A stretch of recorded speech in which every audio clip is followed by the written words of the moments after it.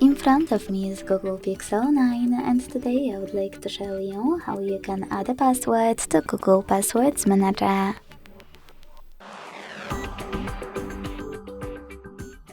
Begin by opening Settings and scrolling all the way down to access Google. Then hit All Services, scroll down and select Autofill with Google under Autofill and Passwords. Then hit Google Password Manager and tap on Add Password. Finally, you can input all of those informations. At the top, select any website, or tap on Select App and tap on the chosen one. Then enter your username, email or phone number, password,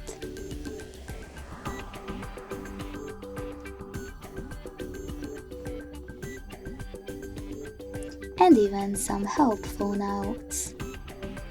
When you finish, hit Save at the top right corner.